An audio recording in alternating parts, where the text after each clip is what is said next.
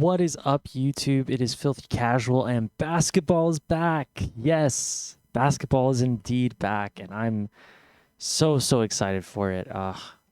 We had some very fun games. I actually took notes. I know, which is weird because I never take notes, but yeah, I was just so excited for opening night, and I didn't want to forget or miss anything. I have way more notes on the second game than I do on the first game. Uh, Even though the first game was definitely much closer. And I think it's because there were more question marks surrounding a lot of the stuff in the second game. I think we kind of knew what to expect from Sixers Celtics. Celtics defense was, of course, elite. I think Embiid struggled more than I thought, but it's the first game of the season. I don't really feel like that's indicative of anything other than they had elite defense and Embiid was still great, and they were like quadrupling him. And of course, Harden. Oh my God, Harden played fantastic. He was probably the best player on the team for this game, and pretty much when he was on the court, the Sixers were much better. He definitely got burnt out towards the end of the game, which was, not great to see considering the fact that he's supposedly in fantastic shape, but the game was pretty much over towards the end, but he really seemed gassed at the end and wasn't running the floor like he was at the start of the game, and it kind of felt like he was content to just take threes, which he was hitting, to be fair. He shot very well, but obviously Jason Tatum and Jaylen Brown combined for 70 35 apiece. That's wild. I did like the FanDuel bet, and I was like, I'm feeling like 24 points from Jaylen Brown tonight. So I said that they wouldn't both score over 25 because I was like, Jaylen Brown's gonna have like 24 and like 8 and 8. Like I was projecting like that kind of night, and then he just completely shredded that. He got 35 points. It was wild.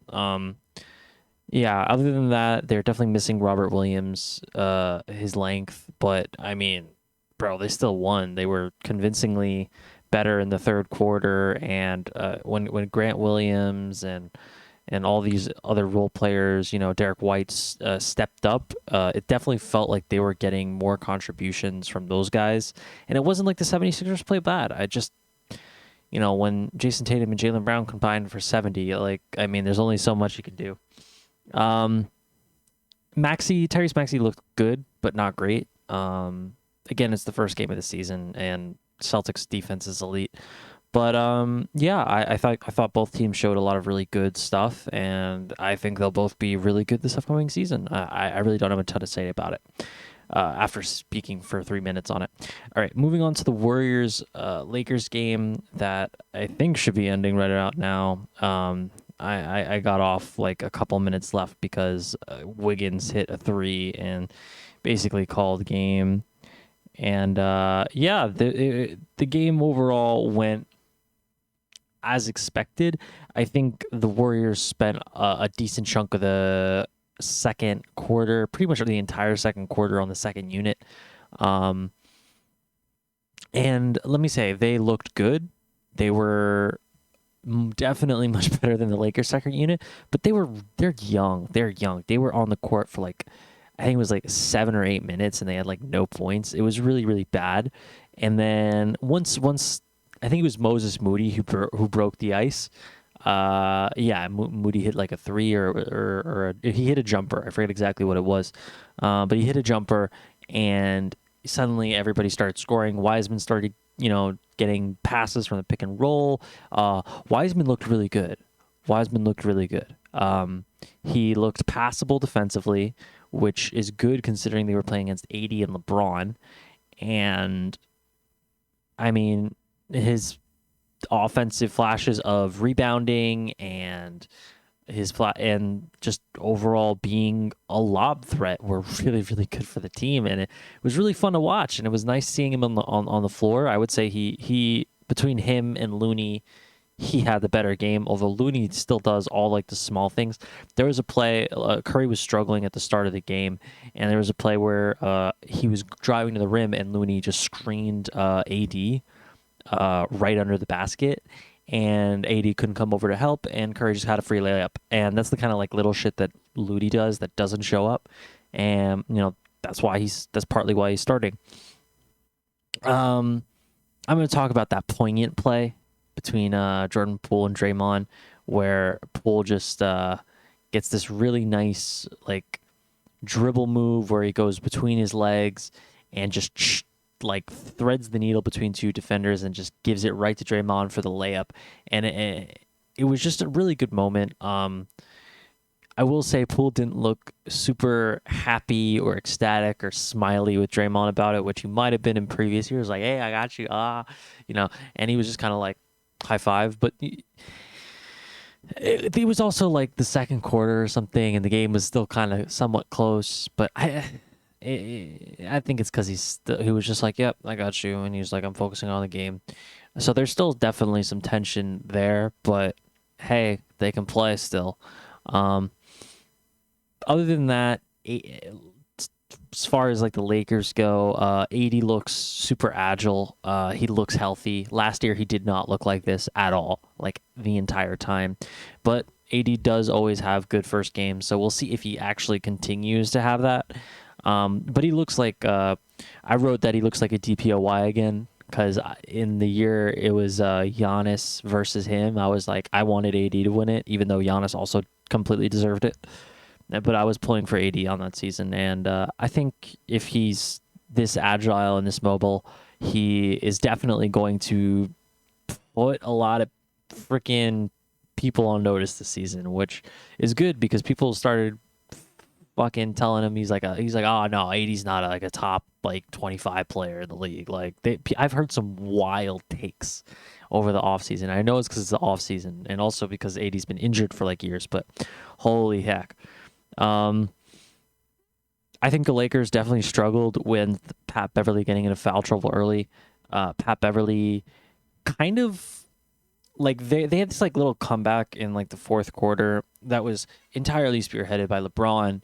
LeBron pretty much scored. He scored like, I don't know, like 10 points. He scored 10 in the third, and then I think he scored like another 10 in the fourth. He went absolutely nuts. He had like over 30 in the game, but what sparked like the additional comeback after LeBron had this giant burst of scoring, the Lakers started to stagnate again. And what happened was that their defense like picked up, and they were just getting free whatevers on the other end. Granted, it was because the Warriors were kind of not playing super hard anymore, but the defense was, they were taking advantage of the sloppy stuff. And if Pat Bev is there from the start, maybe they're taking advantage of some sloppy stuff earlier. They're probably still not winning against the Warriors. The Warriors first off, the Warriors have such a better roster that it's not like I think they could have won. But hey, I mean, Pat Bev getting 0 points for most of the game, how often is that going to happen? I mean, it happens. I'm not saying it's not going to happen again, but typically he makes some plays offensively. And, the Warriors are one of the 2 to 3 best defenses in the league, so it's not particularly indicative of how their season will go. LeBron is still LeBron.